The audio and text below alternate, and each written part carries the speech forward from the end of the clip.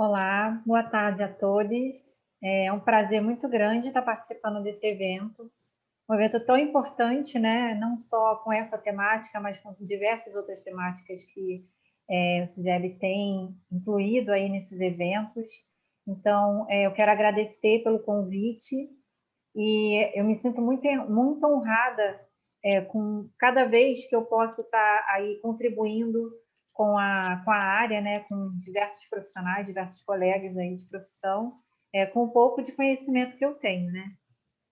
Como a Vanessa disse, eu sou especialista em marketing e mídias digitais, então essa é a minha especialidade, com essa especialidade que eu quero contribuir aí com o crescimento e com o fazer profissional das pessoas que estão aqui participando, tá?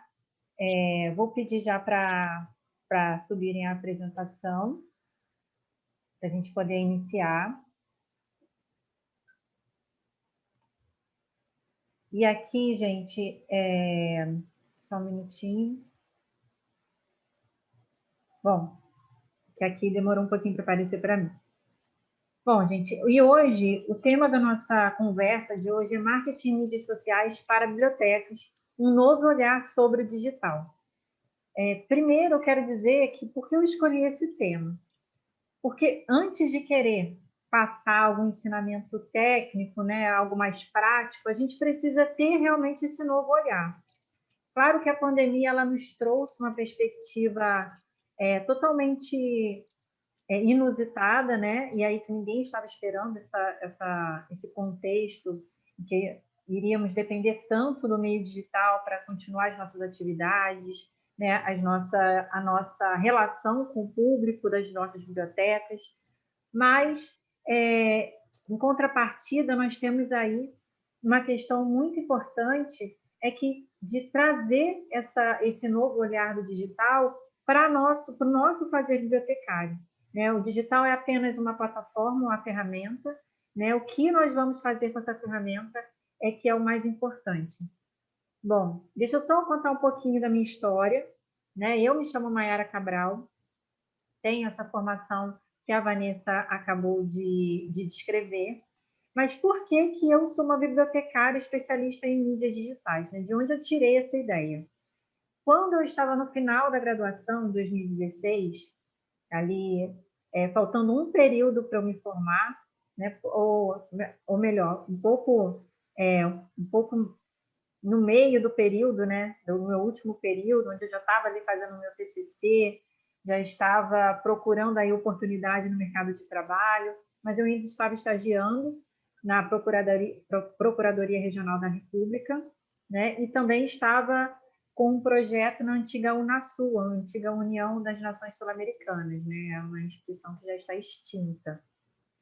E em 2016 veio uma crise política e, consequentemente, uma crise econômica, em que que foi causada aí pela questão da Petrobras, né? E, enfim, eu tive aí algumas questões em relação a manter essa fonte de renda que era o meu estágio, e era esse projeto, e me vi totalmente sem essa fonte de renda, porque o meu contrato foi cancelado em ambas instituições, e eu estava no final da faculdade, não moro, né, hoje eu moro em Niterói, que é onde eu me formei, a cidade onde eu me formei, na Universidade Federal Fluminense, e eu estava longe da minha cidade natal, longe da minha terra natal, então eu precisava, para continuar, né, para terminar a minha graduação, eu precisava de uma fonte de renda.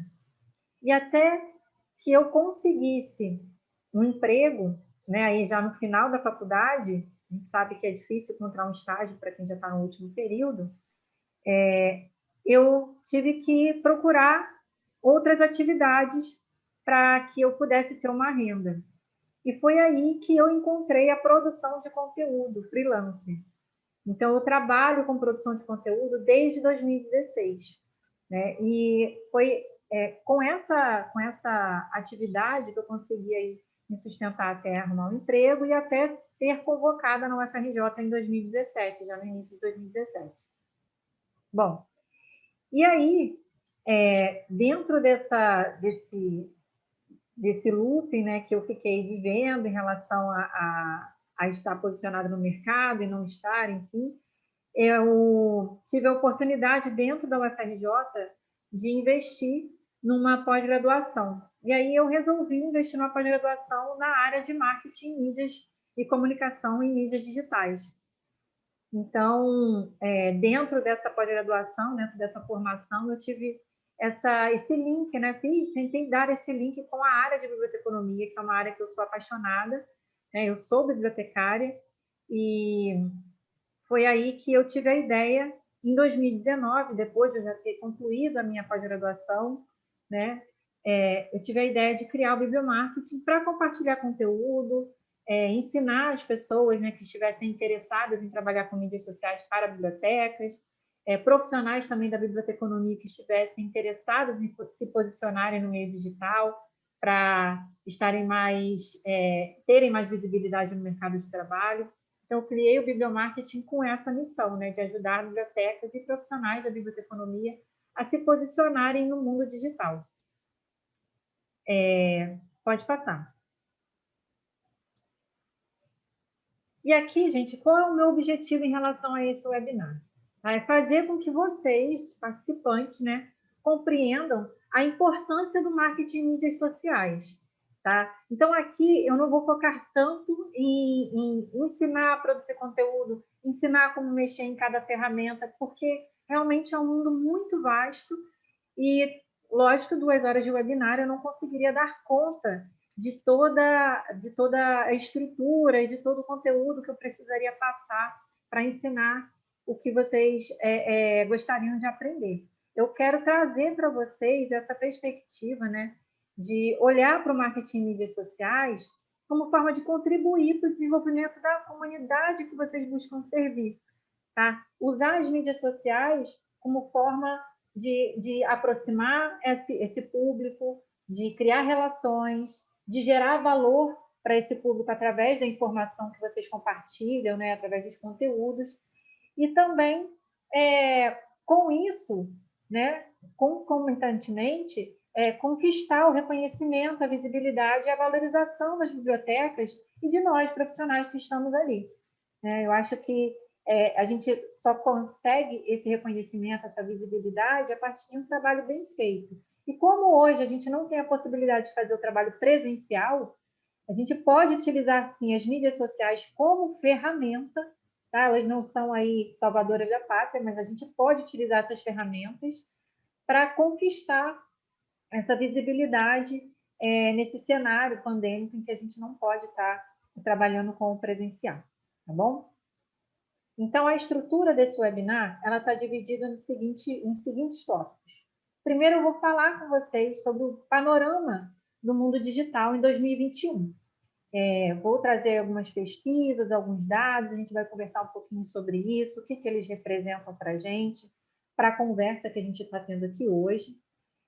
Num segundo momento, eu vou falar sobre o marketing digital para bibliotecas. Não vou me aprofundar muito nesse assunto, mas eu vou trazer essa perspectiva do marketing digital, o que ele pode estar trazendo de benefícios. As mídias sociais para bibliotecas também, tá? E aí a gente já vai afunilar para o marketing em mídias sociais. E vamos finalizar falando aí sobre os tipos de conteúdo para cada mídia. E eu acredito que essa seja a parte mais prática da nossa conversa, tá? Então, é essa estrutura que a gente vai trabalhar hoje. E qualquer dúvida que vocês tiverem, vão colocando aí no chat, que a Vanessa vai fazer a mediação e a gente vai sanando, né, no momento final, né, após a minha apresentação, tá bom? Então, vamos lá. Vamos primeiro falar sobre o panorama do mundo digital em 2021. Essa pesquisa em que eu me baseei, né, e tirei essas informações, é uma pesquisa chamada Digital 2020, tá? É uma pesquisa feita da We Are Social com a HotSuite. São 2 empresas internacionais que elas fazem essa pesquisa todo ano para falar sobre como está aí o uso de mídias sociais, o uso da internet, como que as pessoas estão buscando informações, mas é claro que essas empresas são da área de marketing, né, e da área de social media. Tá? Mas eu vou trazer essa perspectiva aqui para vocês, que essa pesquisa ela é bastante usada também no meio acadêmico, tá bom? Primeiro, eu quero falar sobre, assim, a população mundial hoje, né, no início de 2021, ela contabilizava 7,83 bilhões de pessoas, de acordo com as Nações Unidas, tá? Dentro desse mundaréu aí de gente, 4,66 bilhões de pessoas são usuárias da internet. Isso corresponde a 60% da população mundial, tá? E dentro desses usuários da internet, existem aí 4,20 bilhões de pessoas que usam as mídias sociais. E desse número de pessoas que utilizam as mídias sociais, 98% do acesso às mídias é feito através de smartphones, tá? Isso é importante a gente saber nesse primeiro momento da nossa apresentação, porque a gente precisa levar em consideração que a maior parte das pessoas estão nas mídias sociais. Claro que eu não vou entrar aqui na questão de que existe ainda uma parcela da população mundial que não tem acesso à internet, que não tem acesso a essas tecnologias digitais. Isso precisa sim ser levado em consideração na hora que a gente estiver trabalhando com isso dentro das nossas bibliotecas, fazer esse levantamento na nossa comunidade, né? Mas aqui eu vou trabalhar com esse panorama geral, tá? E aí, no decorrer da apresentação, a gente vai conversando um pouquinho mais sobre essas questões. Pode passar. Agora, como que está esse cenário no Brasil? O Brasil ele tem aproximadamente 213,3 milhões de habitantes, tá? E aí é que a gente toma um susto, né? Porque aí são 160 milhões de usuários da internet. Temos mais da metade da população, tá? Quase 70% da população, um pouco mais de 70%, que são usuárias da internet. Então, no Brasil, o cenário é um pouco diferente da média aí mundial, tá? E dentro desse cenário, nós temos 150 milhões de usuários de mídias sociais no país. Então, 70,3% da população. Então, aqui, olha só o quanto que a gente está trabalhando com um cenário diferente se a gente colocar a nível Brasil. Então, quando a gente for pensar se realmente é importante a minha biblioteca estar nas mídias sociais, é importante eu estar bem posicionada no digital, né, na internet, ter um site, ter pelo menos um blog, ter um canal digital para continuar aí a minha relação com os interagentes da biblioteca, né, com os usuários da biblioteca. Se a gente trazer essa perspectiva aí das estatísticas, a gente consegue perceber que é sim importante nós estarmos com as nossas bibliotecas bem posicionadas, né, no digital, e principalmente nas mídias sociais, tá? Que é o foco aqui da nossa conversa. E aqui um outro dado que eu particularmente fiquei bastante impactada é que dentro desse contexto pandêmico, né, entre 2020 e 2021, o número de pessoas que se cadastraram nas mídias sociais, né, que são novos usuários, aumentou em 7,1%, e esses 7,1% representam 10 milhões de novos usuários de mídias sociais no Brasil, tá? Então, a gente precisa, sim, levar isso em consideração, tá bom? Na hora que a gente for pensar se é realmente necessário que as nossas bibliotecas estejam nas mídias sociais. Eu acho que estamos diante de um cenário totalmente novo que impôs essa questão de novas competências, né? De novas habilidades e que também que um novo reposicionamento da biblioteca em relação à sociedade, em relação à sua comunidade de usuários, enfim, tá? Agora, vamos falar também sobre o tempo gasto na internet e em mídias sociais por dia. Também é um dado que eu sempre gosto de mencionar nas minhas apresentações, porque é um dado que me choca, assim, né? E que a gente precisa também pensar um pouco sobre essa questão. A média global de tempo gasto na internet é de 7 horas por dia. o que já é assim, bastante coisa, né? Já é bastante tempo que a gente passa na internet. E nas mídias sociais, são 2 horas e 25 minutos, tá? Agora, qual é a média nacional? A nível Brasil, a gente falando a nível Brasil. Nós estamos aí passando 10 horas por dia na internet, um pouco mais de 10 horas por dia. Nós somos o segundo país no ranking mundial de horas gastas na internet. Então, olha o quanto que isso é importante para a gente entender se precisamos estar na internet, se precisamos estar bem posicionados no digital ou não.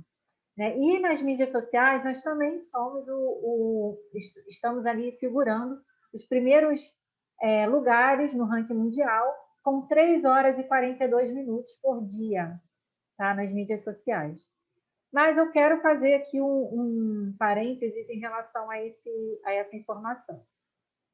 A gente tem que levar em consideração que, se antigamente, né, na época da internet de escada, nós precisávamos realmente nos conectar à internet, e ali a gente passava poucas horas conectados, porque a gente sabe, né, o quanto que era oneroso, né, em termos financeiros. Então, quem ficava ali 2, 3 horas pagava um absurdo, né, em relação à conexão.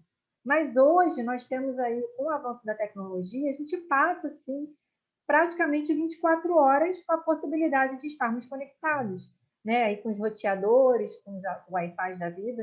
Então, a gente precisa levar isso em consideração também, tá?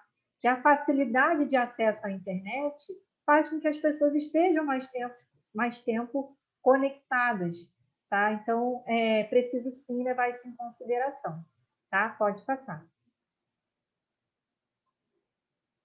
E aqui, passando para as razões pelas quais as pessoas acessam a internet. É claro que encontrar informação está no primeiro lugar aí das top 5 razões, né? Então, todo mundo acessa a internet primeiro para encontrar informação. E só essa primeira razão já é motivo suficiente para que nós, profissionais da biblioteconomia, né, e para que as nossas instituições estejam fazendo, sim, um bom trabalho, né, um trabalho bem direcionado, um trabalho de competência informacional, técnica, né, instrumental e também crítica. Tá? Segunda razão, estar em contato com amigos e família. O quanto que isso foi importante, né? Essa possibilidade de estarmos em contato com os nossos amigos e os nossos familiares nesse contexto pandêmico. Eu não sei vocês, mas eu passei praticamente a pandemia inteira sozinha em casa, né? Eu e o meu gato Salem. Eu só consegui visitar a minha família no final do ano, também com todos os cuidados, porque eles moram em outra cidade. Mas eu acredito que a maioria de vocês também tenham passado por isso. E como que vocês conseguiram, né, continuar esse contato? Certamente por meio das tecnologias digitais, né? O WhatsApp, que permite a ligação em vídeo, então as redes sociais digitais, né? Então a gente precisa também levar isso em consideração, tá? Para manter-se atualizado com notícias e eventos. E aqui eu trago um dado importante, que as mídias sociais são as principais fontes de informação das pessoas que querem se atualizar sobre notícias e eventos, enfim, né, que elas estejam interessadas, e principalmente em relação ao contexto pandêmico, à vacinação, à Covid-19. Né? Então, é preciso sim também levar isso em consideração. Tá? Pesquisar como fazer algo.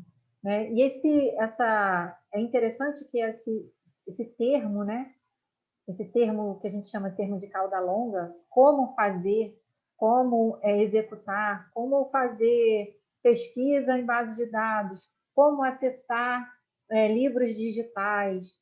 Tudo isso são termos mais buscados aí ali no Google, né, pelos motores de busca.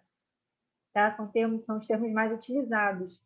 Então, é importante também a gente falar sobre isso. E assistir vídeos, TVs e filmes. Né? Isso, as plataformas de streaming, o YouTube, né, que tem crescido cada vez mais aí a sua audiência, os números de inscritos. Então, o quanto que é importante também nossas bibliotecas estarem bem posicionadas nessas plataformas de vídeo, né? Principalmente aí o YouTube, que é o mais utilizado.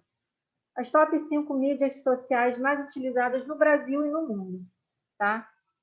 Primeiro, o Facebook, que muita gente acredita que o Facebook morreu, mas ele não morreu, gente.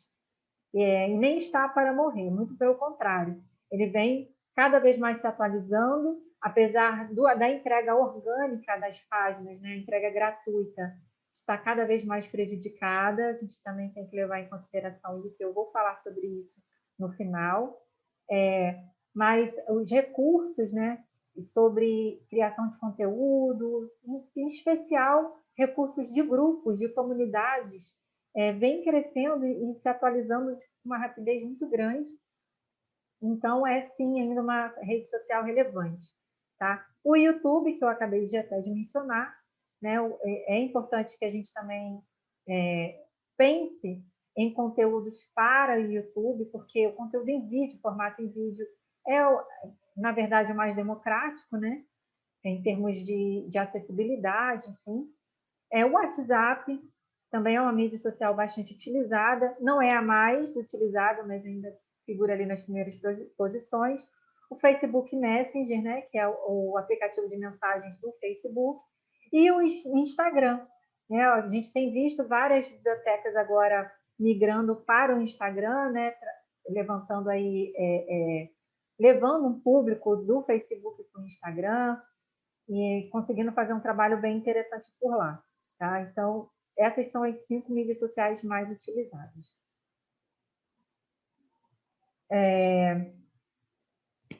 Pode passar.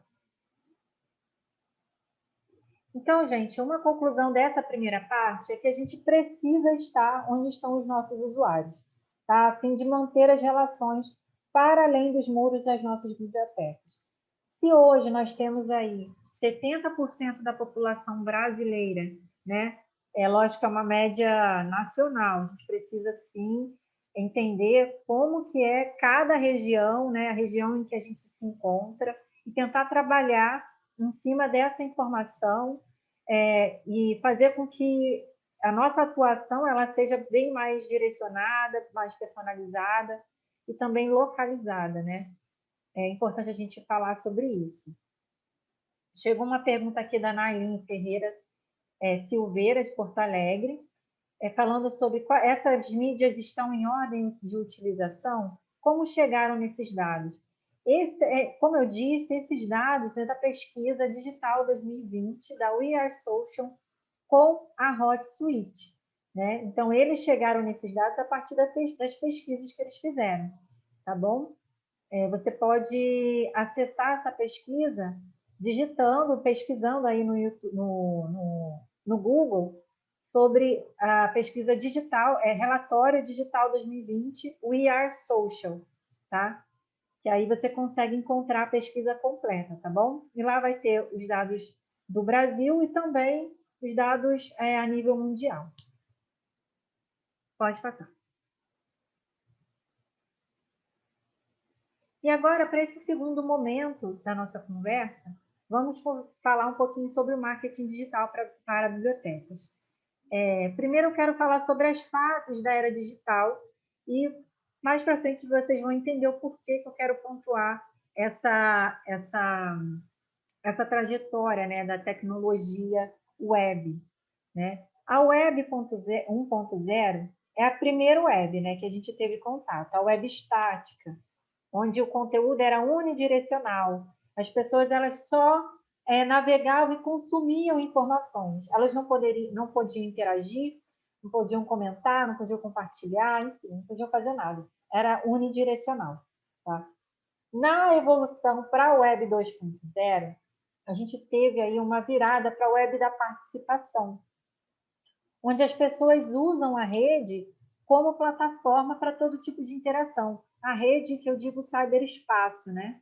Então, a questão da Web 2.0, ela tem essa virada de chave e ela é muito importante para a criação das mídias sociais, como a gente vai ver um pouquinho mais para frente. Tá? E nós temos aí a Web Semântica, a Web 3.0, que a gente ainda não vive ela em sua plenitude, né? porque ela ainda está em vias de desenvolvimento, por incrível que pareça, né? Os especialistas afirmam que com a tecnologia 5G, com a internet 5G, a gente realmente vai viver essa web semântica em sua plenitude, com a internet das coisas, né? E a gente tem aí já um vislumbre com os assistentes virtuais, né? Como a Alexa, a Siri, o Google Assistente. Porém, aqui, para nível da nossa conversa, não vou me estender muito nesse assunto, né? Mas só para explicar que a web semântica ela visa estruturar e dar significado ao conteúdo das páginas web, para que software e usuários atuem de forma cooperativa. Tá? Inclusive, esse conceito eu tirei do Tesauro de Ciência da Informação do IBICT, né? Que está disponível lá no site do IBICT. Pode passar. E aqui, como eu disse, a Web 2.0 é que interessa aqui para a nossa conversa, tá? Bom, a Web 2.0 ela pode ser definida como uma plataforma na qual o conteúdo e os aplicativos não são mais criados e publicados por indivíduos e tem aquela propriedade unidirecional, né? Mas são continuamente modificados por todos os usuários de forma participativa e colaborativa. E isso representa a base ideológica, tá, da Web 2.0. Então, ela traz essa ideia de participação, de cooperação, de transformação, tá? E também tecnológica, porque a Web 2.0, enquanto tecnologia, ela permite essa interação. E é dentro desse contexto que surge o conceito de User-Generated Content, que é conteúdo gerado pelo usuário. Tá? A gente sempre traz esse termo em inglês, mas eu sempre procuro traduzir para que a gente entenda qual é o conceito, né? O conceito de conteúdo gerado pelo usuário, que é o que a gente continua fazendo, né? Nessa perspectiva de Web 2.0. E isso foi criado para descrever as várias formas de conteúdo de mídia que estão publicamente disponíveis e são criados por usuários finais. Tá? Então, é importante a gente entender que a Web 2.0 ela permitiu que a gente fizesse o que estamos fazendo hoje, né? Compartilhando conteúdo, interagindo, né? Fazendo também as nossas contribuições e executando mudanças, tá? Eu acho que é importante a gente falar sobre isso quando vai falar sobre mídias sociais, porque é a partir dessa interação que as coisas começam a evoluir, a se desenvolver, né? E que a gente consegue também trazer uma perspectiva de atuação dentro desse espaço, né? Dessa Web 2.0. Pode voltar para o slide, por favor. Pode passar.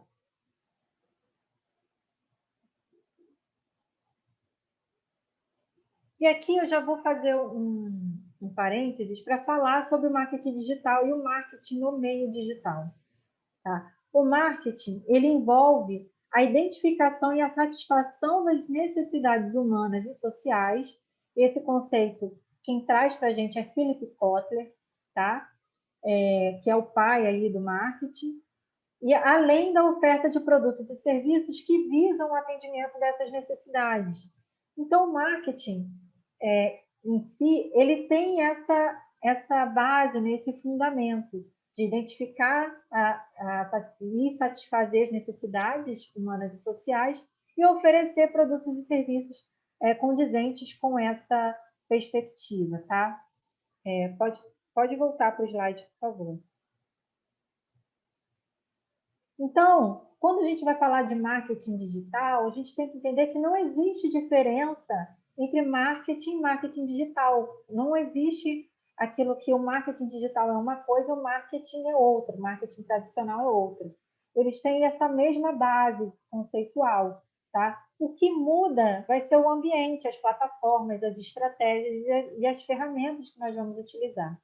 Inclusive, a gente precisa entender que o marketing tradicional ele funciona em conjunto com o marketing digital, né? Então, é importante a gente pontuar isso, que não existe um marketing digital diferente do marketing. É um marketing no meio digital, utilizando plataformas e ferramentas e estratégias que contemplam essas ferramentas digitais. Tá? E o que vai dizer o que a gente vai utilizar ou não em termos de tecnologias e plataformas é o próprio planejamento estratégico de marketing, tá? Que eu não vou também entrar dentro desse assunto aqui, porque a gente, senão, vai se estender por um longo tempo, né, para além das 5 horas, e essa não é a intenção. Tá? Para quem quiser conferir depois, eu tenho várias aulas sobre isso no meu canal, lá no canal do Bibliomarketing no YouTube. Pode passar. E aqui, falando das estratégias, né, que eu pontuei em relação às estratégias que a gente pode utilizar no plano estratégico de marketing, eu vou trazer aqui, pontuar algumas estratégias digitais, né, do marketing no meio digital que a gente pode utilizar. Tá? Primeiro, a presença digital, ou ainda mais o posicionamento digital, que é o que eu costumo trabalhar mais com a Afinco, né? Que é a estratégia de ornamentar e organizar e orquestrar a nossa presença no meio digital, né? E para além da presença, que a gente esteja bem posicionado, né? Que a gente consiga ali fazer algo de diferente e que a gente consiga ter mais visibilidade, né? Não só estar presente, mas sim bem posicionados, tá? O segundo tópico é o marketing de conteúdo. E o marketing de conteúdo, gente, para a nível de conhecimento, ele não acontece somente no meio digital, tá? Ele também pode ser feito no tradicional. E aí eu sempre gosto de usar um exemplo, que é um exemplo básico aí da área de marketing, que é a receita, né, que vem no rótulo das latinhas de leite condensado. Acredito que muitos e muitas de vocês já tiveram a oportunidade de pegar alguma receitinha ali atrás desses rótulos. E isso é uma forma de fazer marketing de conteúdo, tá? Apesar de não parecer, é também um marketing de conteúdo. Mas as plataformas digitais, elas possibilitaram que o marketing de conteúdo chegue a mais pessoas e consiga ser de forma mais assertiva e atualizada, tá? Um segundo tipo de estratégia é o inbound marketing. Esse inbound marketing, ele fala diretamente como estratégia de marketing de atração, que visa atrair o público para as mídias sociais, para as plataformas, né? Para que a gente consiga atrair pessoas, né, para os nossos serviços, e aí, a partir disso, trabalhar os conteúdos em conjunto com o marketing de conteúdo, né? Trabalhar os conteúdos e fazer com que as pessoas conheçam o nosso trabalho, conheçam o nosso espaço da biblioteca, e, a partir dessa estratégia, fazer com que elas se tornem usuárias das nossas bibliotecas, dos nossos produtos e serviços. Tá? Também temos aí o e-mail marketing. O e-mail marketing ele é diferente de somente passar um e-mail. Tá? O e-mail marketing ele trabalha com algumas estratégias ali de comunicação humanizada, persuasiva, para que as pessoas se sintam impelidas a abrir aquele e-mail, consumir o conteúdo daquele e-mail. Né? Então, ele não é somente um e-mail básico que a gente está acostumado a passar. Ele é um e-mail direcionado, onde a gente faz uma curadoria, entrega conteúdos a partir desse e-mail, né? E as newsletters são um tipo de e-mail marketing também, tá? Mas é só para a gente pontuar que é diferente daqueles e-mails tradicionais que a gente passa. É um e-mail estratégico. O mobile marketing, que já é, na verdade, um marketing feito para o formato mobile, né? E aí entram desde SMS, MMS, aplicativos, né? Os sites aí responsivos para o acesso através de smartphones. Então, esse também é um tipo de estratégia. O social media marketing, que é o marketing em mídias sociais.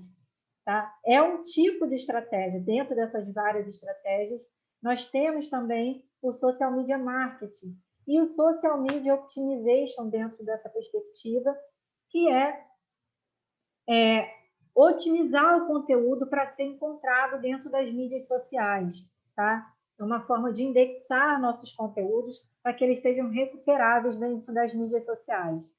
E, por fim, o Search Engine Marketing, que é o marketing para motores de buscas, né? Onde a gente vai otimizar o nosso conteúdo através do SEO, né? do Search Engine Optimization, para que as nossas páginas na web, os nossos blogs, os nossos sites, eles sejam recuperados, né, pelos motores de busca através de uma estratégia de indexação baseadas em SEO.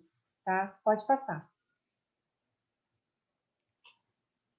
Então, uma coisa que a gente pode concluir, que eu quero falar sobre isso para a gente passar para o próximo tópico, é que o marketing em mídias sociais é apenas uma das inúmeras estratégias que a gente pode implementar, tá? Porque eu não tenho condições de falar em 2 horas ou em 1 hora sobre todas as estratégias. Então, eu escolhi uma estratégia para a gente focar, que é a estratégia que mais as pessoas têm buscado informação, mais habilidades, né, para lidar com as mídias sociais. Então, eu decidi aqui, para a nossa conversa, trazer essa estratégia para a gente poder trabalhar um pouco mais de profundidade, tá bom? Pode passar.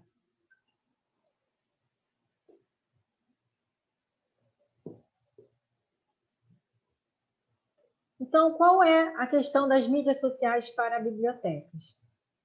Primeiro, gente, eu quero trazer o conceito de mídias sociais para vocês, que é baseado num artigo científico da área de comunicação social, tá? Porque esse conceito não é muito trabalhado dentro da ciência da informação nem dentro da biblioteconomia. Mas para o entendimento das finalidades das mídias sociais, eu gosto de trazer essa citação, tá? Que fala que as mídias sociais se referem aos aplicativos criados no âmbito da internet que se fundamentam nas bases ideológicas e tecnológicas da Web 2.0. Lembra que a gente conversou que a Web 2.0 ela se baseava e ela possibilitava a troca de conteúdo, a interação, né, entre os usuários? Então, as mídias sociais elas são plataformas, são aplicativos que levam isso em consideração, tá?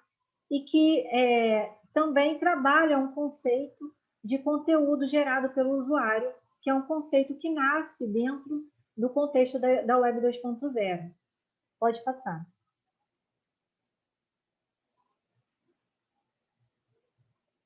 Pode passar. As mídias sociais, então, elas são os aplicativos, são as plataformas, tá? E para a gente fazer uma diferenciação aqui de redes sociais, eu trouxe essa citação do Castells, né, do Manuel Castells. Essa citação está dentro do livro dele, A Galáxia da Internet, em que ele explica que as redes sociais são estruturas sociais que existem desde a antiguidade. Então, elas não dependem da internet para existirem. Tá? Elas são estruturas sociais, não são plataformas. Eu gosto de fazer essa diferenciação para que a gente entenda que esse conceito de mídias sociais ele é diferente do conceito de redes sociais. Tá? O que acontece é que, como diz Castells, as redes sociais, que são esse conjunto de nós interconectados, né, elas ganham vida dentro, né, da internet, do ciberespaço, tá? Das redes de informação energizadas pela internet, que é o que ele menciona aqui nessa situação. Então, o foco das redes sociais é o relacionamento entre esses usuários, esses participantes das redes, né? E isso não depende das plataformas digitais para acontecer. Porém, sim, isso foi potencializado a partir da internet, dessa tecnologia internet, né, e potencializada também dentro desse cyberespaço, tá? Dentro dessa rede, dessa grande rede. Pode passar.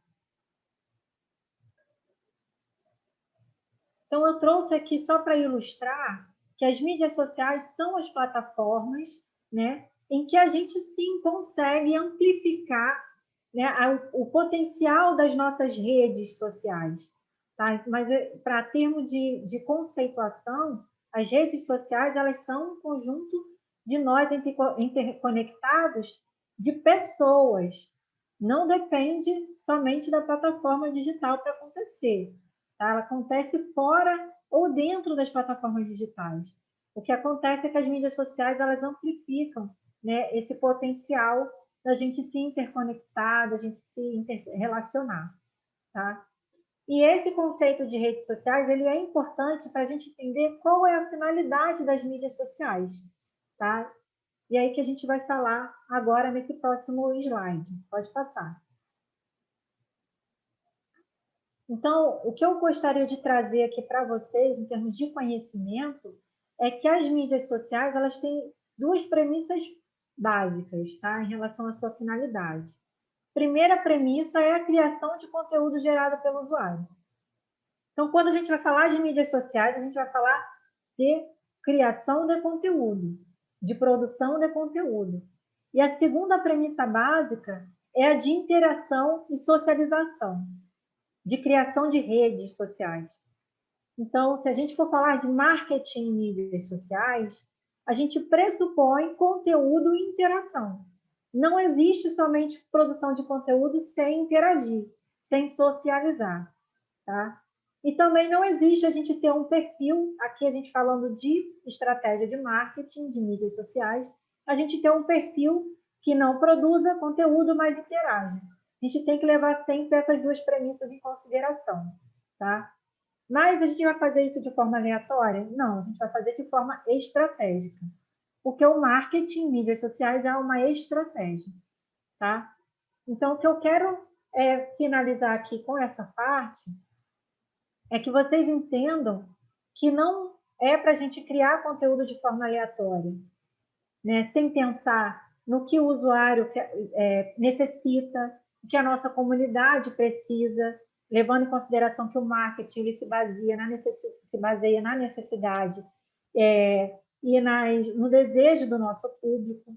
Tá? A gente tem que levar isso em consideração quando falar de marketing em mídias sociais.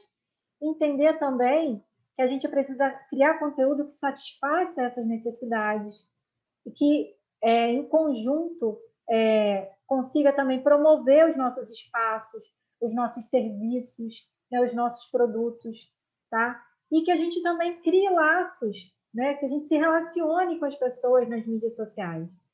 Né? Se a gente criou um conteúdo, as pessoas estão comentando, estão compartilhando, vamos ali criar um diálogo a partir do nosso conteúdo, né? E ali conseguir fortalecer os nossos laços com a nossa comunidade.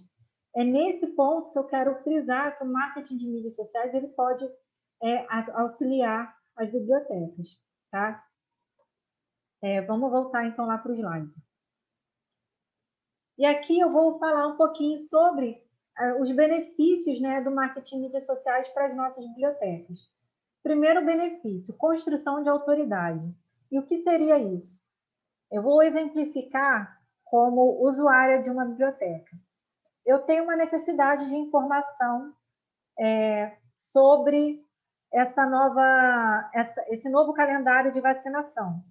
Estou usando um exemplo, tá, gente? Só para ilustrar.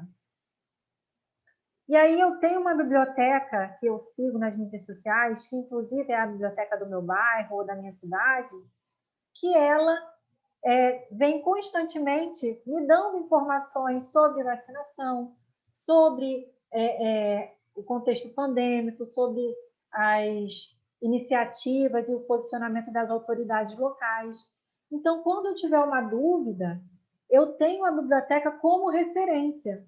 Né? A construção de autoridade é isso, é se tornar uma referência para a minha comunidade, tá? Para a comunidade que eu estou servindo.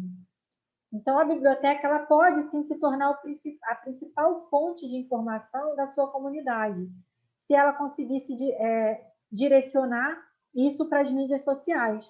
Claro que ela já é na forma presencial, mas também pode ser nas mídias sociais, já que hoje as pessoas buscam as mídias sociais como fonte de informação também. Então, lembra que lá atrás, nos primeiros slides, a gente conversou sobre isso? É aqui que a gente começa a vislumbrar o que isso pode trazer de retorno para a biblioteca, tá? Segundo tópico, posicionamento e visibilidade. A gente sabe que a visibilidade é uma dor muito comum dentro da nossa área, enquanto classe, né? Aí a gente falando enquanto profissionais, mas também as nossas instituições, elas têm pouca visibilidade dentro da comunidade em que elas estão servindo, né? E aí eu vou direcionar isso mais especificamente para as bibliotecas públicas, por exemplo, né? Se a gente falar em termos de bibliotecas públicas, e a gente se referir à pesquisa Retratos da Leitura no Brasil, muitas pessoas não sabem nem que existem bibliotecas em suas cidades, né? E enxergam a biblioteca de uma forma totalmente deturpada, porque muitas bibliotecas elas fazem um bom trabalho, têm seus acervos atualizados constantemente, né? Mas qual é a visão do público em relação a isso?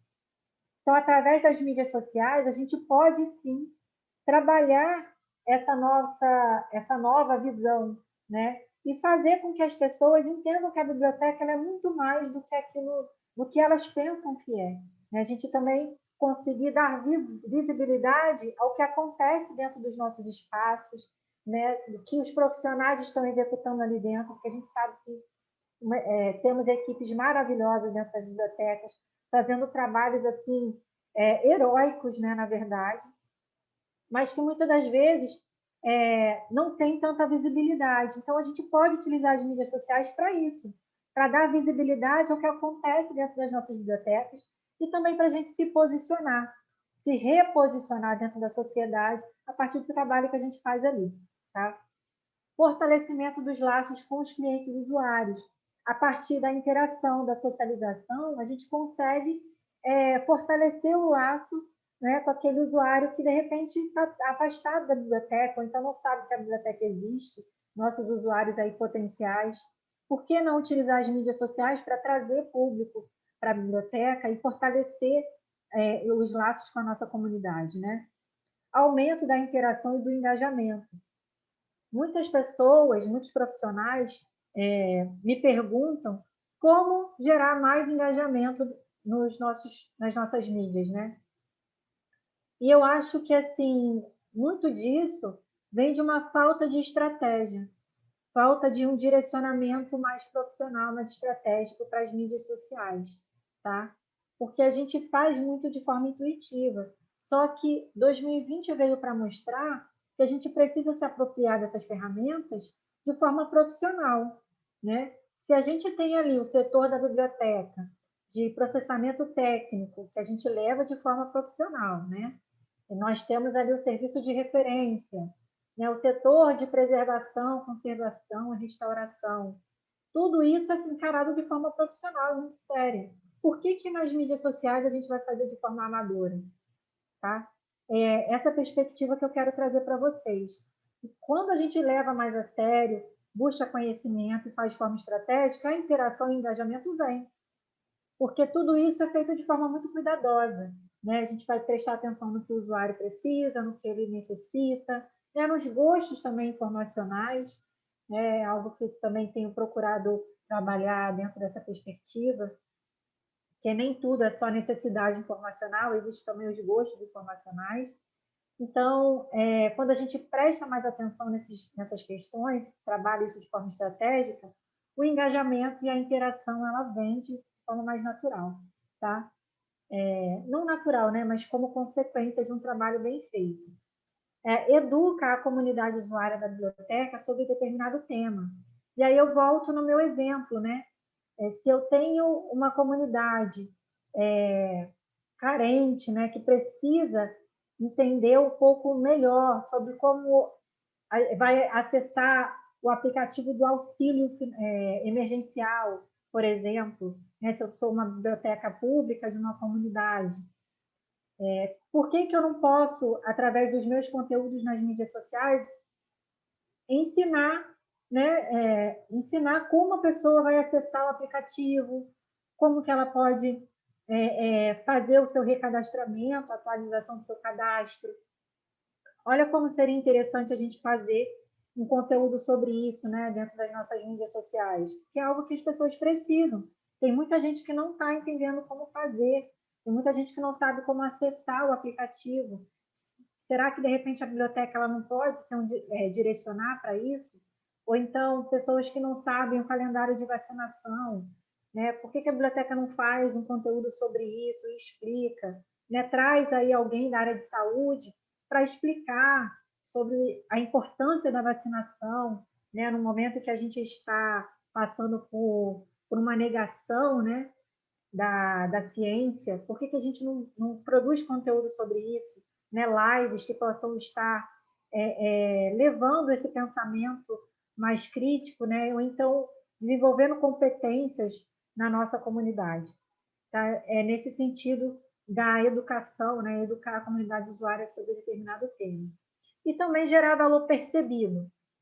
E isso é muito importante quando a gente trabalha com as mídias sociais, porque as nossas bibliotecas, elas não geram lucro, né?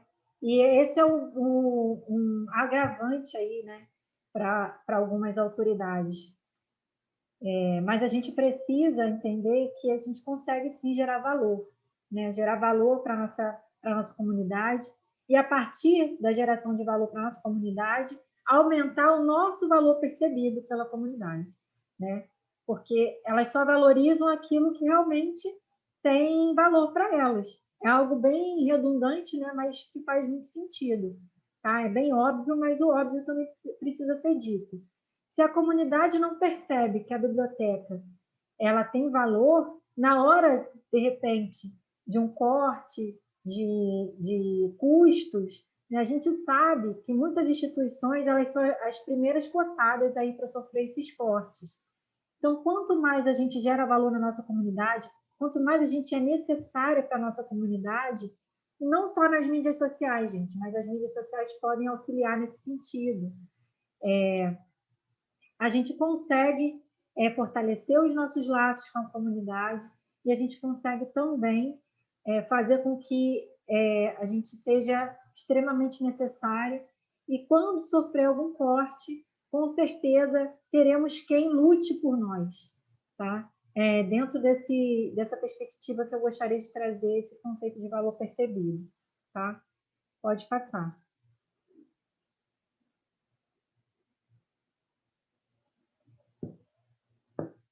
E aí vamos finalizar no nosso último tópico, sobre os tipos de conteúdo para a mídia social, para cada mídia social. Falei aqui sobre a importância, sobre o panorama aí do mundo digital, né, o porquê que é importante a gente estar nas mídias sociais, né, por que é importante a gente levar em consideração o marketing em mídias sociais, né, a estratégia em si, mas muita coisa pode ficar perdida na hora da gente ir lá e criar conteúdo. Então, eu trouxe esse tópico como um tópico mais prático, né? Para a gente levar a coisa para um termo mais da prática que a gente vai desenvolver nas mídias sociais, tá? As mídias sociais selecionadas para a gente conversar aqui nesse último tópico são essas: Facebook, YouTube, Instagram, Twitter e TikTok. Tá? E aqui eu vou explicar para vocês qual é o tipo de conteúdo que vocês podem desenvolver e também o porquê, né? Qual a característica de cada plataforma dessa, de cada mídia, tá? E aí a gente trabalhar os conteúdos direcionados para essa característica, para esses atributos, tá bom? Pode passar.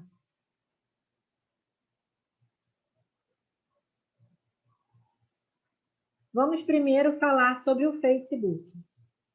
O Facebook, você pode trabalhar em dois formatos, tá? Primeiro formato é a fanpage, que é aquele formato de página, né? Em que você tem ali a curtida com seus fãs, etc.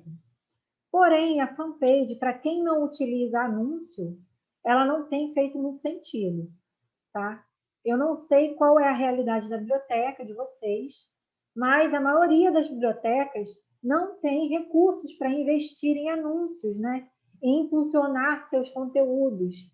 Então, talvez não faça mesmo muito sentido para as bibliotecas terem páginas, tá? É porque a entrega orgânica, a entrega gratuita desses conteúdos realmente está muito baixa. Ela corresponde a menos de 5% da audiência ali que acompanha aquela página. Tá? Isso aí está, inclusive, dentro das informações passadas pelo próprio Facebook. Tá? Mas as melhores ações estratégicas de uma página do Facebook é a distribuição de conteúdo. Por exemplo, você fez um conteúdo no Instagram. Você pode distribuir, ou seja, compartilhar, divulgar também na sua fanpage. Tá? E também fazer curadoria de conteúdo. O que é essa curadoria? É você selecionar conteúdos que sejam de interesse do seu público e compartilhar lá na sua página do Facebook, tá?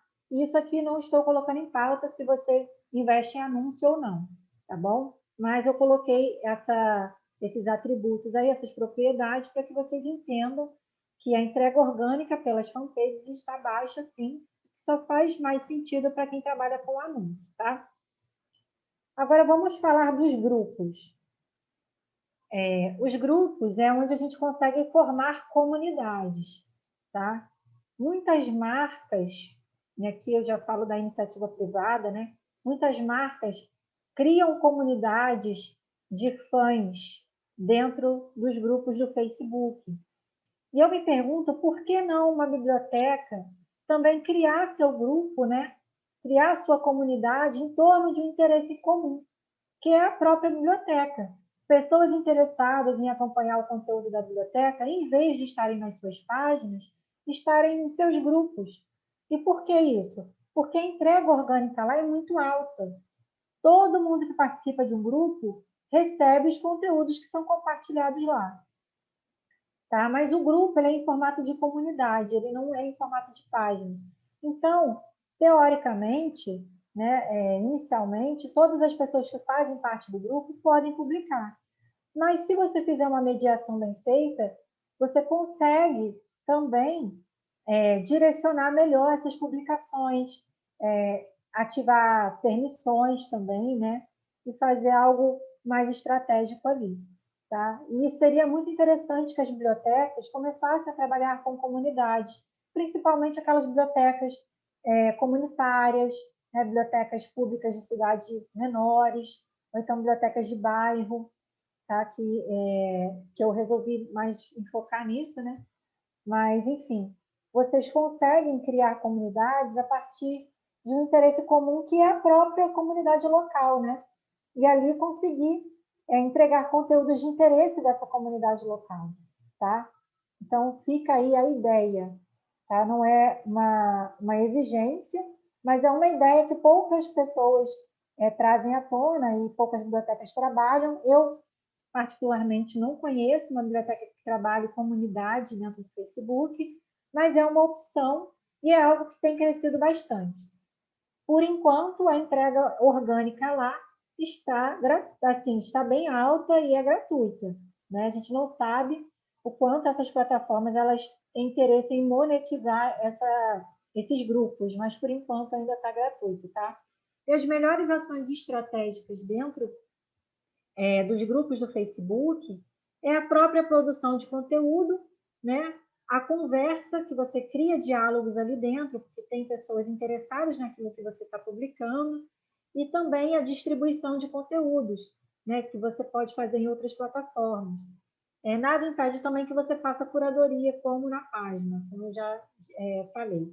Tipos de conteúdo que você pode fazer no Facebook, independente de ser página, né, a fanpage, ou em grupos.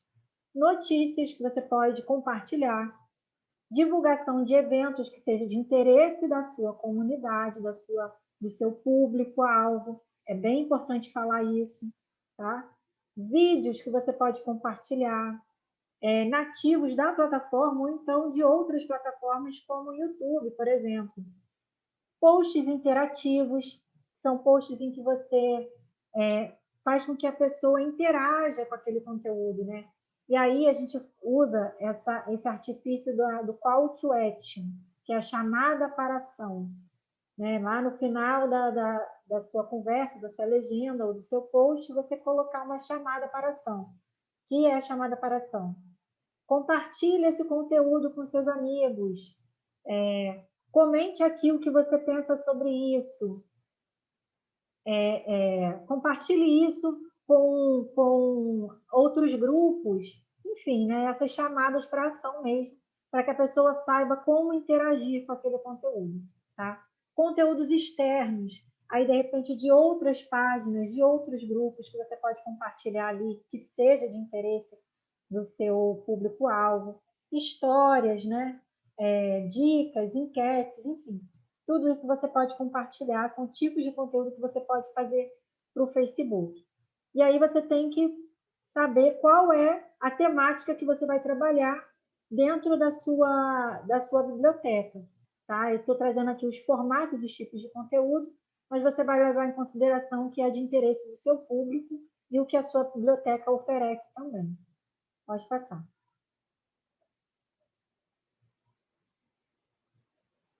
O YouTube. O YouTube, gente, como eu falei já anteriormente, ele precisa ser melhor apropriado pelas bibliotecas. Eu sei que tem muita biblioteca aí que tem canal no YouTube, tem feito trabalhos excelentes, trabalhos maravilhosos, mas eu gostaria de ver mais bibliotecas lá, né? E a gente, às vezes, se preocupa muito com o aparato tecnológico que a gente utiliza. Mas, muitas das vezes, com o celular, com uma câmera do seu notebook ou então do seu computador, você consegue fazer conteúdos bem legais, tá? Eu acho que o valor do conteúdo em si, ele é muito mais levado em consideração do que, na verdade, a aparência dele, tá? Eu gosto bem de falar sobre isso, porque às vezes a gente se sente travado em trabalhar com o YouTube por conta de não ter, de repente, uma câmera muito boa, ou então um microfone muito bom. E muitas das vezes a gente consegue fazer com nosso próprio smartphone, né? Ou então o microfone do celular, por exemplo, né? O YouTube ele tem um grande poder de retenção, tá? Então as pessoas elas preferem consumir conteúdos em vídeo pelo YouTube, né? E não tanto pelo Instagram, por exemplo, que tem o recurso do IGTV. É o segundo maior mecanismo de busca, só perdendo para o próprio buscador do Google.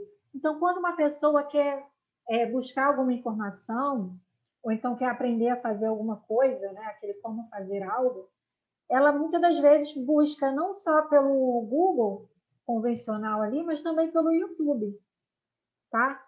Então, se você tiver um conteúdo de interesse daquela pessoa, provavelmente ela vai encontrar, se você tiver feito algum conteúdo no YouTube, tá? Sobre aquilo. É claro que existe aí toda uma questão de estratégia para você levar em consideração, mas é importante a gente falar isso. Você pode fazer que esse conteúdo é recuperável, ao contrário do Instagram. O Instagram ele não tem um conteúdo recuperável, tá? E a gente vai falar sobre isso um pouquinho mais na frente. E a chance de aumentar o engajamento e visibilidade da biblioteca a longo prazo, porque a estratégia para o YouTube ele é de longo prazo mesmo, tá? Você não vai fazer um vídeo hoje e ele vai viralizar.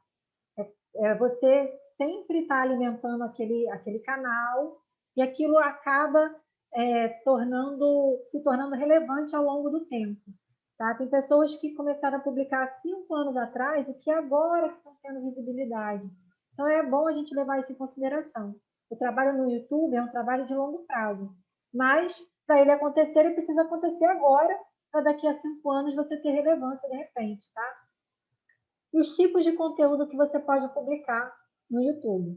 Eventos online, como esse que está acontecendo, né? Lives, entrevistas, webinars, oficinas, treinamentos, palestras, enfim, vários tipos de eventos online.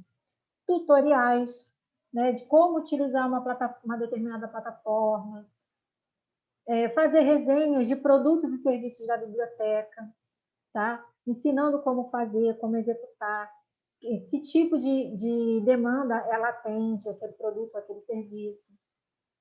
Vlogs, por que não fazer um vlog da biblioteca, né?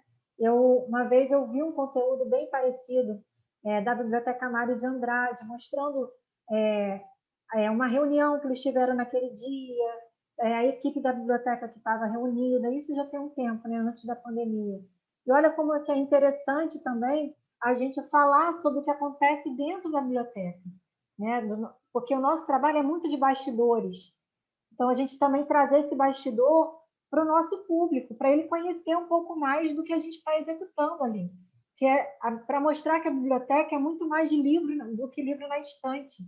Tem toda uma questão por trás, tem todo um trabalho que é feito, principalmente para aquele livro estar ali.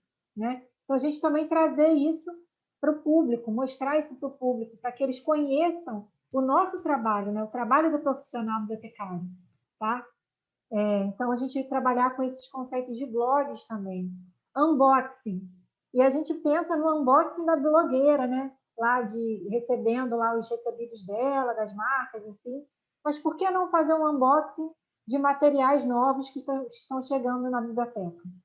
Né? Mostrar aí os livros novos, as novas aquisições, o mobiliário novo que está chegando. Por que não fazer sobre isso também? E a gente explicar o porquê que aquilo ali é importante, né? Gravação de podcasts. Eu não sei aqui se vocês conhecem, mas, por exemplo, a biblioteca do CFCH da UFRJ, que é do Centro de Ciências Humanas, eles trabalham com podcasts. Né? Lógico, eu não sei se eles gravam isso no YouTube, mas pode ser gravado também. Né? Pode transferir essa gravação para o YouTube em forma de evento ao vivo e depois transformar isso, o áudio, né, dessa gravação, para um podcast. Olha o quanto que seria interessante também, né? E seria algo que você faria 2 conteúdos, né, de uma vez só. Então, você mata aí 2 conteúdos de uma vez só. E vídeos educacionais também, ensinando sobre algo que a sua audiência, o seu público gostaria de aprender, né, que tem relação com a sua atuação na biblioteca. Pode passar.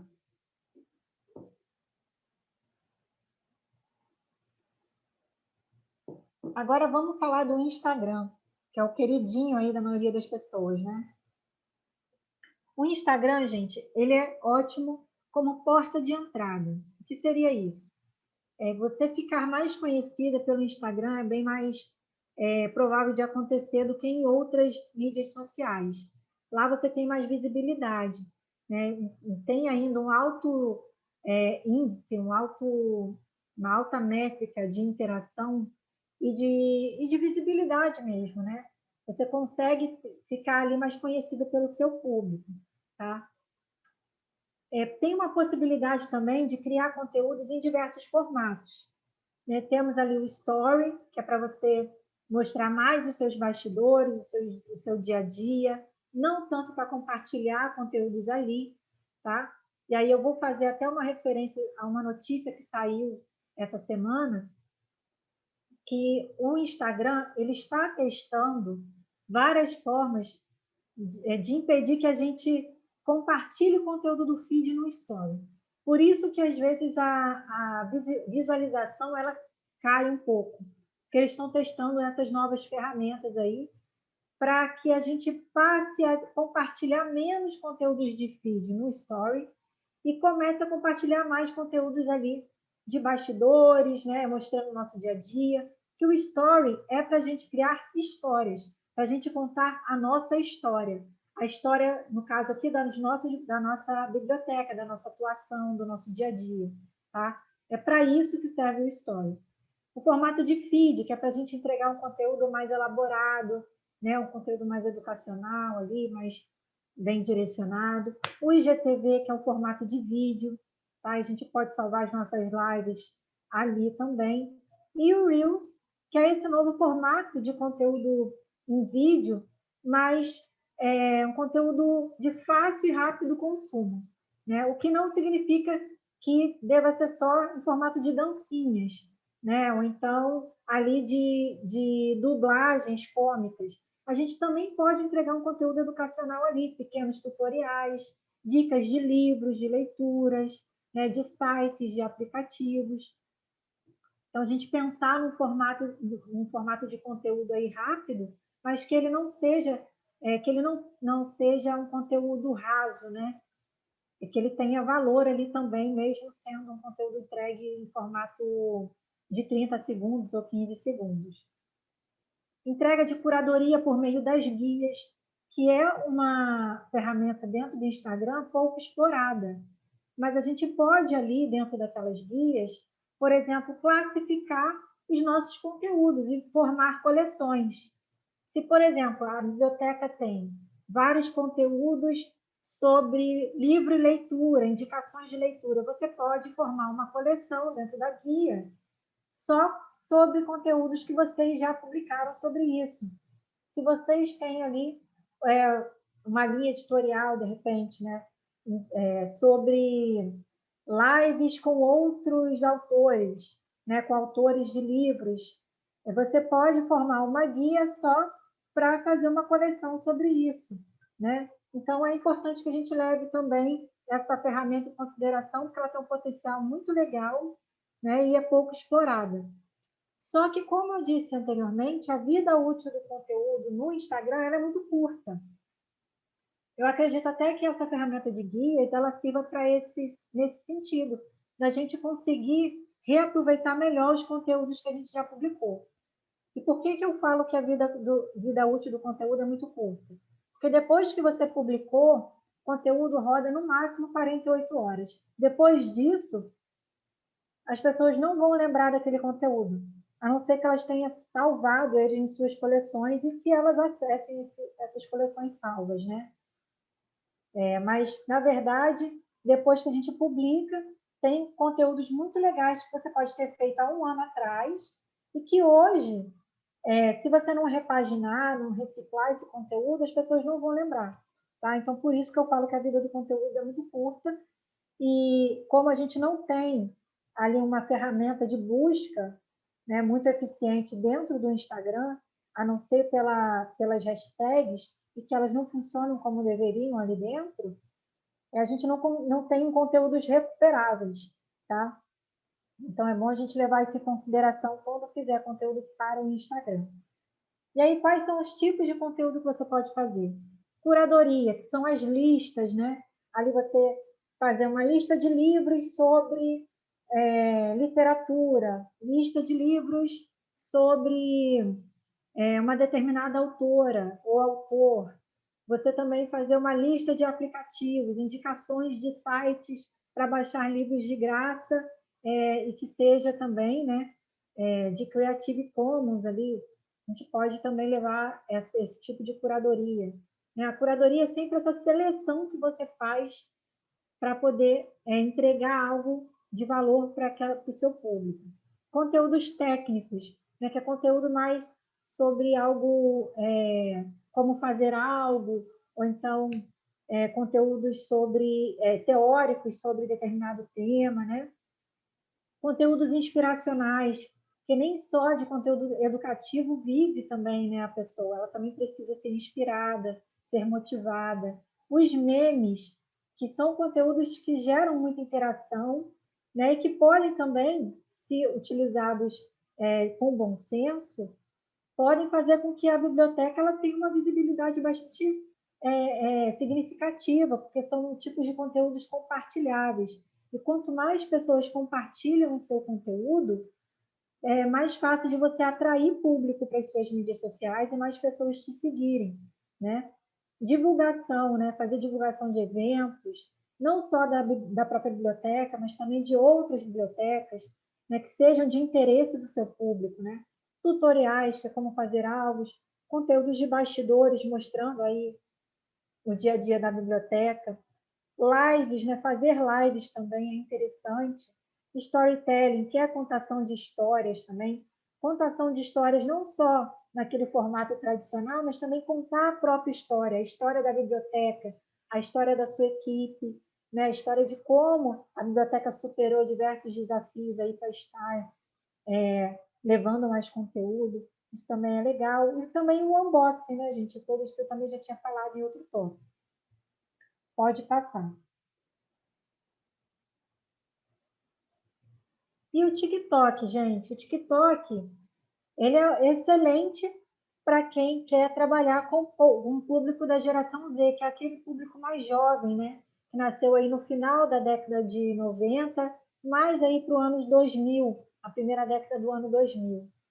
É um público que tem já muita habilidade para lidar com o digital, né? Então, é um público também bem interativo, que gosta de instituições, marcas, né? E profissionais que estejam bem posicionados aí nas mídias sociais, e também utiliza muito esse formato de conteúdo interativo, né, atrativo, curto, né, aí curto, no caso do TikTok, tem até 1 minuto, né, tem um alto poder de viralização nos conteúdos que a gente faz por lá, um alto poder também de popularidade.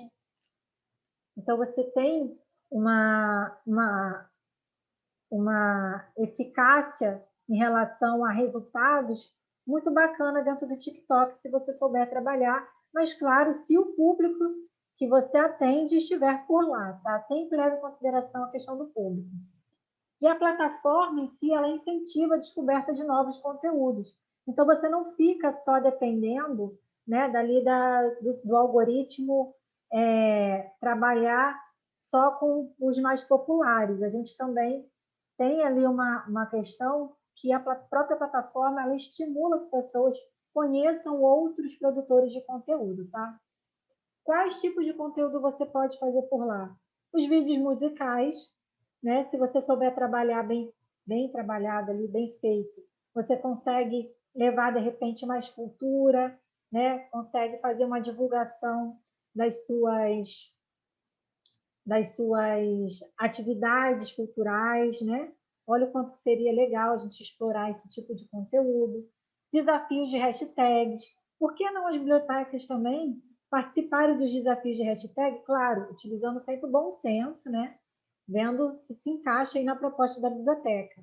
Dublagens, também contextualizando para aquilo que a biblioteca oferece. Duetos, clipes cômicos, mini tutoriais, dicas, vídeos educativos e etc. Tudo nesse formato de vídeo curto, né, de 1 minuto, 30 segundos. Pode passar. E aí o Twitter. O Twitter que ainda resiste aí, né, há bastante tempo, né, nesse contexto de mídias sociais. A gente tem que lembrar que o Twitter é um conteúdo noticioso, né, que a gente pode publicar lá, o foco desse conteúdo, porque o consumo é rápido e instantâneo. Então, não dá para fazer um conteúdo muito extenso, porque também o limite é de 280 caracteres, tem um alto nível de atualização. Então, lá no Twitter, a coisa acontece de uma forma muito rápida, muito célere, né? E a vida útil dos conteúdos é ainda mais curta do que o Instagram. Né? O conteúdo do Twitter é ali, publicou, consumiu, e depois cai no esquecimento, muitas das vezes. Tipo de conteúdo que você pode fazer por lá. E assim, gente, não é porque a vida do conteúdo é curta que a plataforma deixa de ser relevante, tá? Eu gosto só para pontuar isso. Tipo de conteúdo: divulgação, retweets relevantes, distribuição de conteúdos de outras plataformas. Você também consegue fazer enquetes, dar insights sobre determinado assunto e etc. Pode passar. E aí, gente, só para finalizar, sempre levar em consideração que é essencial priorizar as necessidades e preferências da comunidade que buscamos servir. De nada adianta a gente estar nas mídias sociais, a gente fazer estratégia, ter perfis em diversas plataformas, se a gente não levar em consideração o que é preciso, o que é o foco central da nossa atuação, que é o usuário público das nossas instituições. Tá? Sempre pense, o meu público está lá? E para pensar, a gente precisa pesquisar também. Pesquise, faça enquetes, faça pesquisas através de formulários, questionários, tá? Tente entender como que é o contexto do seu público, quais mídias sociais ele está presente, se eles utilizam esse tipo de mídia, quais tipos de conteúdo eles mais gostam de consumir, quais são as necessidades informacionais desse público. E a gente também pode se valer dos nossos estudos de usuário, estudos de uso também da biblioteca, estudo de comunidade. Tudo isso a gente pode usar como base para direcionar nossa atuação nas mídias sociais e criar nossa estratégia de marketing, né, em mídias sociais. Mas sempre leve em consideração, sempre foque no público, tá? Sem ele, não adianta. Não adianta tirar da nossa mente e a gente supor nada. Tente pesquisar, tente levantar informações e se basear, claro, naquilo que a gente conseguiu mapear junto com o nosso público, tá bom? Sempre lembrem-se disso. Pode passar. Eu quero agradecer a todo mundo que participou, que interagiu. Agora eu vou responder as perguntas, né? Mas esses são os meus pontos de contato aí no meio digital, onde são as plataformas onde eu estou disponível. Tenho o Instagram, onde eu sou mais ativa, o Twitter, onde eu compartilho, faço uma curadoria lá de conteúdo. Esse é o meu e-mail para quem quiser entrar em contato, trocar uma ideia. É o meu site também, onde eu localizo o meu blog, então tem bastante conteúdo lá, e também o meu canal no YouTube, onde tem várias aulas lá já compartilhadas. Tá? Quero agradecer a todo mundo que participou, e agora vamos passar aqui para as perguntas. Vamos lá. Diego Mansani, de Balneário Arroio da Silva, Santa Catarina. Gostaria de saber quais as ferramentas e métricas que a biblioteca poderia utilizar para saber qual a quantidade de postagens e horários que seriam mais interessantes para engajar a sua comunidade. Vamos lá. Cada plataforma ela tem ali a sua funcionalidade de mostrar as métricas, as suas métricas. O YouTube tem lá o site do YouTube, né? As estatísticas. O Instagram tem também as suas estatísticas. O Facebook. E é bom a gente levar em consideração que, de repente, o comportamento do nosso público ele é diferente em cada uma dessas plataformas. Tá? O interessante é que você visualize essas estatísticas. As estatísticas do Instagram, você visualiza no Instagram. E aí você vai se basear naquilo ali para publicar no Instagram, tá? É só para pontuar isso. Existem sim algumas métricas que você pode acompanhar, que são as métricas relacionadas ao público, tá? E aí lá vão ter o crescimento de seguidores, né, lá nos insights, né, do Instagram.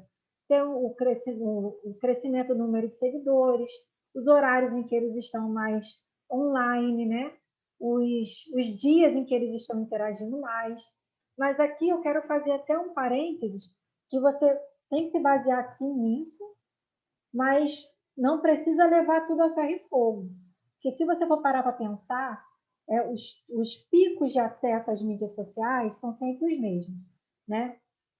Entre as 18 horas e as 21 horas, de segunda a sexta. Sábado ainda cai um pouco, tá? Mas se você parar para pensar, todo mundo vai publicar nesse mesmo horário. Então você vai ter ali uma concorrência maior, né, com outros conteúdos. Então, será que não seria interessante você publicar em horários que tem menos pessoas publicando? Eu testo isso de vez em quando e eu vejo, de repente, que o meio-dia é um horário bom para mim. Que as pessoas conseguem interagir mais com o meu conteúdo porque não tem tanta gente publicando. Então, é a gente pensar assim, de forma crítica, não levar tudo a ferro e fogo, assim. Ah, não, o horário, né, não se fechar numa caixinha, né? O horário para publicar, onde tem mais gente online, é de 6 da tarde até as 9 da noite. Mas eu posso experimentar outros horários e ver o que melhor funciona para mim, para o meu público. Então, o que eu te falo sobre isso é experimente vários horários. Leve em consideração também, né, o horário que a biblioteca funciona, Procure não fazer isso fora do horário de expediente, para não gerar também uma confusão no próprio público, em que várias pessoas podem achar que vocês estão disponíveis ali 24 horas, o que, né, muitas das vezes não é verdade, tá? Mas leva isso em consideração. Você pode experimentar, experimente diversos horários e veja o que funciona melhor para a sua biblioteca, tá bom? Vamos lá. Deixa eu ver aqui. Arthur Augusto, Santos Jundiaí, São Paulo. O podcast pode ser uma forma de divulgar? O Spotify entra nessas redes sociais ou é considerado apenas uma plataforma de streaming? O Spotify, na verdade, é uma plataforma de streaming. Porque se você for parar para pensar, a gente não consegue interagir no Spotify. Tá? Então, ele não é considerado uma mídia social. Por enquanto, a gente não consegue interagir, né? A gente consegue, sim, curtir algumas músicas, né? Colocar ali nas nossas coleções, mas a interação entre os usuários do Spotify, isso ainda não acontece. Pelo menos não que eu saiba, né? De repente, pode ter uma informação aí que eu não sei ainda. Então, ele é mais considerado plataforma de streaming. Mas é uma forma, sim, de você divulgar a biblioteca, né? E você pode criar conteúdos para o Spotify e divulgar nas próprias plataformas de mídias sociais, né? Você pode criar um podcast lá e divulgar no Facebook, divulgar no Instagram também, né? Mesmo que pelo Instagram as pessoas não tenham acesso direto, né? Não clica ali no link direto da postagem e vai para o Spotify. E você pode colocar no link da bio, por exemplo. E é uma forma também de criar conteúdo, divulgar a própria biblioteca. E um podcast é um formato de conteúdo que vem crescendo muito desde o ano passado, né? Dizem que esse ano é o ano do podcast, né? Mas falaram também que ano passado seria o ano do podcast. E a gente vê um grande número de programas crescendo, né? Então seria interessante que a gente estivesse lá também, porque é um tipo de conteúdo que tem feito bastante sucesso, tem ganhado bastante aderência, tá? Thaís Salgado, São Paulo, perguntou se no LinkedIn é bom colocar conteúdos da biblioteca e gostaria de saber a minha opinião sobre essa rede. Vamos lá. Vou fazer vou responder de forma contrária. Né? Primeiro eu vou responder que a minha opinião sobre essa rede. O LinkedIn ele vem crescendo muito nos últimos anos, né? E várias ferramentas têm sido acrescentadas ali para a experiência do usuário no LinkedIn. Eu não faço muito uso do LinkedIn, porque na minha estratégia de posicionamento, enquanto projeto, enquanto profissional, ele ainda não faz tanto sentido, tá? Mas não é que eu não acredite que seja uma rede relevante, muito pelo contrário. É uma rede, sim, muito relevante, mas tem ainda um foco muito profissional, tá? Ali para network entre profissionais, enfim. E funciona muito bem. Inclusive, o Dempsey Bragante, que é um bibliotecário também da área de marketing, que também dá vários cursos na área de marketing, ele trabalha bastante ali no LinkedIn e eu acho o trabalho que ele faz lá, assim, super bacana e é uma referência que você pode ter para a questão de profissionais que atuam no LinkedIn. Em relação aos conteúdos da biblioteca, é sempre bom pensar, Thaís, se faz sentido para o seu público, tá? Se você me perguntar assim, eu sou uma biblioteca que trabalha com profissionais da área da saúde, né? Esses profissionais estão no LinkedIn? É o meu público, né? O público da minha biblioteca está no LinkedIn? Faz sentido eu estar lá e publicar conteúdo lá? Eu criar uma comunidade lá? É sempre pensar no que o seu público, no que faz sentido para o seu público, tá? Porque várias redes sociais, várias plataformas sociais, de mídias sociais, elas são muito bacanas, você consegue fazer um trabalho lá, mas desde que o seu público esteja lá, tá? Se o seu público não estiver, né, nessa plataforma, não faz sentido. E aí eu vou trazer até o exemplo do Clubhouse, né? Clubhouse teve aí uma grande aderência do público que tem iPhone, né? Claro, porque só está disponível para iPhone. E, assim, muita gente estava querendo desesperadamente entrar no Clubhouse, porque está tudo acontecendo lá e não sei o quê, e gerou até uma gatilhos de síndrome de FOMO, né? Das pessoas acharem que estão perdendo algo muito importante. Enfim, muita gente querendo comprar iPhone só para estar no Clubhouse, muita gente comprando convites, etc. E aí eu pergunto, o meu público está lá? E aí, se a gente falar a nível Brasil, aqui ainda a maior parte da população trabalha com Android.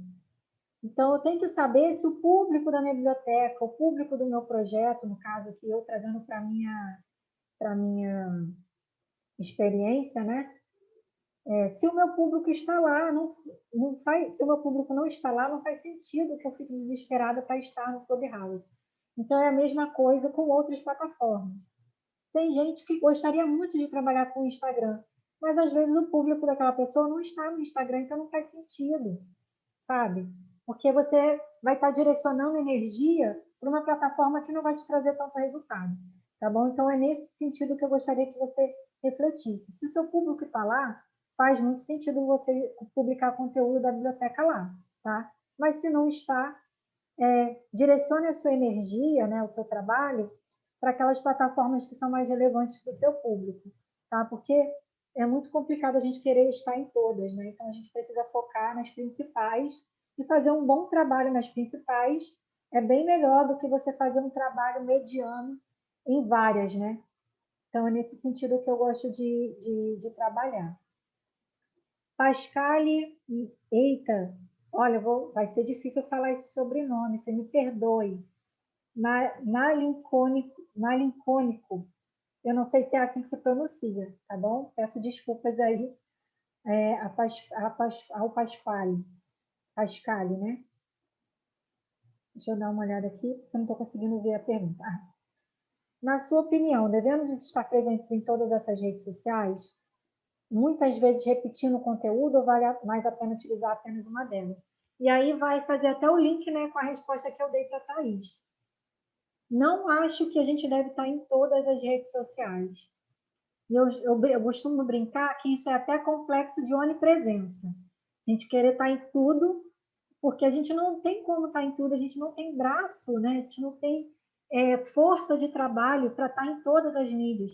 Porque, gente, uma coisa que eu falo também é que trabalhar com mídias sociais é trabalho. Fazer um conteúdo bem feito, né? E ali pesquisar, embasar o seu conteúdo, fazer as artes ali, né? As artes gráficas para divulgar aquele conteúdo. Tudo isso, gente, é investimento de tempo, né? De trabalho, de energia também, né? Que a gente coloca. Então, imagine querer fazer isso em todas essas plataformas. É assim, ainda mais que a gente sabe a realidade das bibliotecas, muitas delas não trabalham com uma equipe para isso, né? Muitas das vezes, ou é uma pessoa só para dar conta de tudo, ou então são várias pessoas ali que já têm outras atividades dentro das bibliotecas e que, de repente, também está absorvendo mais essa atividade. Então, a gente também tem que pensar se o profissional, né, se a bibliotecária ou o bibliotecário que está à frente das mídias sociais, se ela vai dar conta, né, se essa pessoa vai dar conta de tanto trabalho. Então, o que eu vou reforçar o que eu falei para a Thaís. Pesquise com o seu público. Quais mídias sociais vocês estão presentes?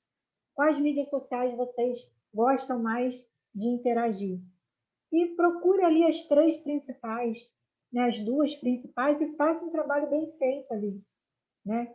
Invista sua energia em pouco, mas faça bem feito, do que dispersar sua energia em vários e fazer um trabalho mediano, tá? Chegou mais outra pergunta aqui. Alessandra Lemos, de Rio Grande do Sul. Como seria um calendário editorial no Instagram? Gente, existe aí uma confusão entre calendário editorial e linha editorial, que eu vou aproveitar para desfazer um pouco dessa confusão aqui com vocês. E aí eu vou responder a questão do calendário editorial. O calendário editorial é ali o cronograma de posts, tá? E em relação aos dias e, enfim, a quantidade de posts que você vai fazer por semana, isso é muito subjetivo, é muito relativo à realidade de cada biblioteca, tá? A gente trabalha aí com o cenário ideal e com o cenário real, né? Que é o possível que a gente consegue fazer. O cenário ideal seria você publicar aí 2 vezes por dia, 7 vezes por semana. E isso realmente, assim, eu acho que é desnecessário. Em termos de trabalho mesmo, trabalho bem feito, você não consegue fazer esse monte de conteúdo, tá? A não ser que você tenha uma equipe toda para te ajudar, com designer, com criadores de conteúdo em texto, né? Enfim, editores de vídeo, enfim, toda uma equipe ali para te dar um suporte. Tá? Esse cenário ideal. Agora, qual é o cenário possível da sua biblioteca? Você consegue publicar uma vez por dia um conteúdo bem feito? Então, faça uma vez por dia. Você consegue fazer 3 vezes por semana? Faça 3 vezes por semana. 2 que sejam. Mas eu falo pelo menos no mínimo 2, né? Durante a semana. Aí, escolhe aí os dias que mais tem audiência e você publica nesses dias. Agora, vamos falar sobre linha editorial. A linha editorial, ela diz respeito a categorias de conteúdo que você faz, tá?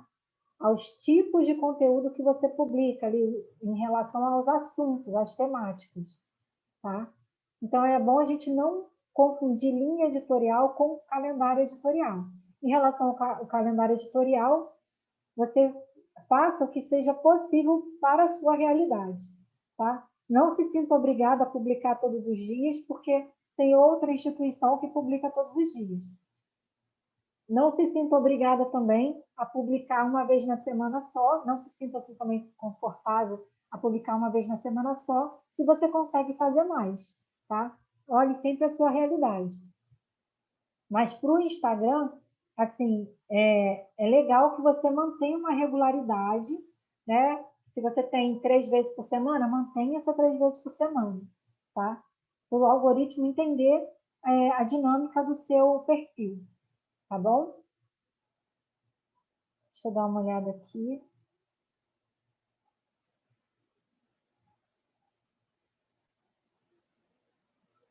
Dina Marques Pereira Araújo, de Belo Horizonte. Você poderia, por favor, indicar algum trabalho, artigo ou pesquisa sobre metodologia para produção de conteúdo específico para mídias sociais? Gente, eu vou ser bem sincera em relação a isso. Não existe trabalho, artigo científico que fale sobre produção de mídias sociais indicando metodologia. Tá? Essa é uma prática, é uma atividade profissional da área de marketing. Se você quer aprender a produzir conteúdos para mídias sociais, se aproprie de conteúdos sobre essa temática. Pesquise sobre produção de conteúdos em blogs, né? Avalie, analise como esses conteúdos são feitos, né? Consuma bastante conteúdo. Existem sim algumas técnicas de produção de conteúdo que eu posso falar aqui para você e você pesquisar. Agora, não se limite a artigo científico, porque, assim, no campo científico, a coisa acontece muito, um pouco fora da realidade do que é a dinâmica da produção de conteúdo em mídias sociais, tá? Porque, assim, eu posso falar para você que existe um método que vai te falar assim, primeiro você tem que escrever isso, depois você escreve isso aqui, depois escreve aquilo ali. Isso é uma coisa muito fechada, né? É muito estática, né? E a produção de conteúdo em si ela é muito dinâmica, tá? Se você quer investir em conhecimento, pesquise mais sobre isso em blogs como o da Rock Content, como da Resultados Digitais.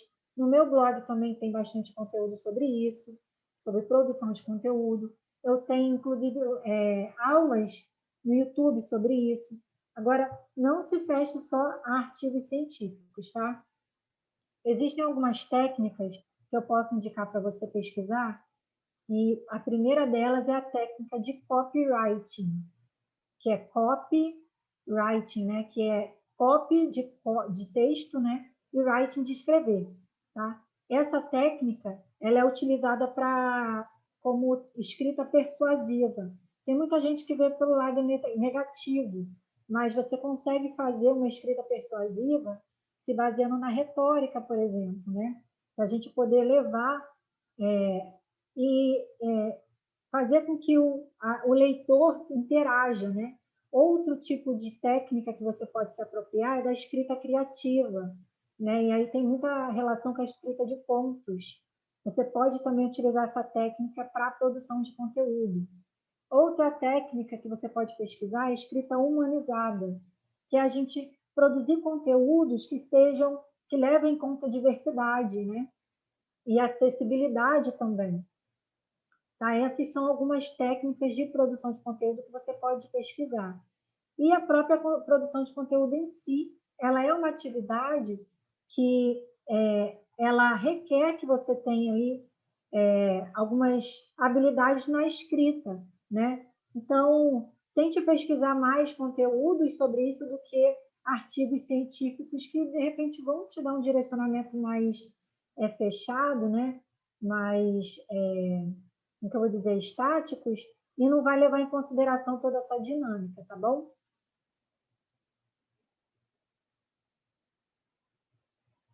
Até porque também criar conteúdo para mídias sociais é diferente de criar conteúdos acadêmicos. Tá? A gente, às vezes, que é bibliotecário, o bibliotecário tem uma dificuldade de fazer essa migração. Vamos lá, deixa eu dar uma olhada aqui que eu não estou conseguindo ver as perguntas.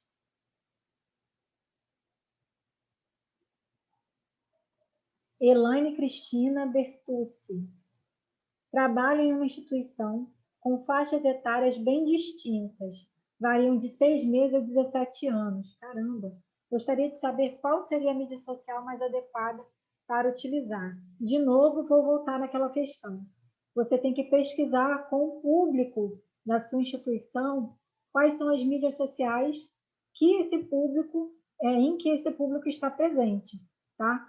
A gente tem aí uma aderência muito grande do público mais jovem, né, adolescente, no TikTok, né? Mas você tem que pesquisar para saber se faz sentido você estar lá. E também levar em consideração que já que você trabalha com público é, é, diversário, né? Você também pode pesquisar com os pais, né, com os responsáveis dessas crianças, se eles utilizam as mídias sociais, se faz sentido você publicar conteúdos direcionados para esses responsáveis, tá? Seria bem interessante você pensar nisso. Mas é aquilo, você tem que pesquisar com o seu público. Existem diversas mídias sociais, né? E cada público vai estar utilizando uma mais do que a outra. Então, não tem uma regra assim, que eu possa te dar e falar assim, esse público dessa faixa etária só consome essa mídia social. Não, você tem que pesquisar a sua realidade. Leva sempre em conta a sua realidade, tá? Temos, assim, uma tendência, como eu disse, do TikTok aí para o público mais jovem, enfim, o Instagram, né, o YouTube também, mas você tem que levar em consideração o seu próprio público, tá? Pesquise sempre com o seu público. Angelina Moreira de Souza, Diadema, São Paulo. Foi falado sobre a necessidade de planejamento para marketing em mídias sociais. Quantas pessoas podem estar envolvidas na manutenção, atualização e alimentação dessas mídias? Então, gente, mais uma vez eu vou falar sobre a realidade, né, das bibliotecas e o cenário ideal. O cenário ideal seria que a biblioteca tivesse uma equipe responsável só para trabalhar com o marketing da biblioteca. A gente sabe que isso não é a realidade, tá? Mas eu vou falar sobre o que seria ideal. E aí, a partir dessa equipe, essa equipe inteira vai estar envolvida nesse planejamento estratégico, enfim, a manutenção, atualização e alimentação dessas mídias, tá? Quantas pessoas na equipe? Enfim, 6 pessoas, 5 pessoas, 3 pessoas. Isso aí depende do tamanho da biblioteca, da demanda e do quanto ela tem de profissionais disponíveis, né? Não só profissionais bibliotecários formados, né? Mas também pessoas que podem dar um auxílio ali, né? Um auxiliar de biblioteca, pessoas que trabalham em outros níveis, né? Que podem também estar participando dessa equipe, né? Numa forma mais operacional e o profissional bibliotecário pensar mais na questão de qual conteúdo desenvolver, em qual na parte mais estratégica, né? Que é o que acaba acontecendo em outros setores, né? O bibliotecário fica com a parte profissional e as pessoas com a parte operacional, né? Só que a realidade das bibliotecas é bem diferente. Temos bibliotecas que trabalham com grupos de trabalho, em GTs, né, de mídias sociais, onde tem um profissional de cada setor da biblioteca e ele contribui, né? Tem pessoas que trabalham sozinhas com as mídias sociais para dar conta das mídias sociais, da catalogação, do serviço de referência. Então, isso aí é um pouco complexo da gente falar, tá? O ideal seria pelo menos umas 5 pessoas aí trabalhando e cada uma com uma função para ajudar a manter, né, e a desenvolver esse trabalho, tá? E dar continuidade, que é o mais importante, que é algo também que o presidente da FEBAB, né, o Jorge Prado, fala muito. Tem muito perfil que é criado, mas não é continuado o trabalho ali, né? Então, fica desatualizado, enfim. Então, vai depender da realidade de cada biblioteca. Vou responder mais uma pergunta, né, para a gente poder depois estar encerrando, que é a da Ana Carolina Santana Rodrigues, do Taboão da Serra, São Paulo. Alguma dica de técnica para pesquisar as tendências do nosso público? Existem algumas perguntas que você pode fazer, né? Você pode criar isso em formulário, ou então criar isso em formato, por exemplo, de caixinha de perguntas no Instagram, ou então de enquete no Facebook, enfim. Tá? Você pode pesquisar as tendências, o que você quer saber. Né? Você quer saber qual o tipo de conteúdo que a pessoa gosta de consumir, qual o formato. Então, pergunte isso. Qual tipo de conteúdo você mais gosta? Vídeo, feed, texto, blog, né? Podcast. Você pode fazer em formato de formulário ou caixinha de perguntas. Pesquisa também quais os assuntos que eles mais se interessam. Né? E aí você pode fazer uma pergunta aberta, ou então colocar algumas opções para eles escolherem. O que você gostaria de mais ver na biblioteca? Fazer realmente uma pesquisa, que a gente chama de pesquisa de persona. Né? E você pode também utilizar, gente, o estudo de usuários também, para poder estar tendo essa informação diretamente do seu público, né? Utilize também as pesquisas que são feitas na própria biblioteca, estudos de uso, né, do acervo, como que as pessoas utilizam o acervo, e ali você consegue perceber essas tendências de assuntos, de temas, de livros que as pessoas gostam mais, da frequência que aquela pessoa vai à biblioteca, e como você pode trabalhar isso, né? Trabalhar os conteúdos para falar mais e trazer mais as pessoas para dentro da biblioteca, utilizar aí os estudos de comunidade para ver o que é mais relevante para dentro daquela comunidade, né? A comunidade local onde a biblioteca está inserida, né? Fazer, sim, formulários, levantar perguntas, fazer pesquisas, mas também utilizar a própria ferramenta que já tem dentro da biblioteca, né? Aquelas pesquisas que a gente precisa estar periodicamente fazendo, né? Nisso que eu posso falar para você, mas existe sim uma técnica chamada pesquisa de persona, tá? Em que tem perguntas específicas que você pode fazer para o seu público e aí levantar as informações e, com base nessas informações, criar conteúdos relevantes, tá bom? Se você quiser dar uma olhada lá no meu blog, tem um conteúdo sobre isso, né? Sobre persona, e lá já tem um roteiro de perguntas que você pode fazer, tá?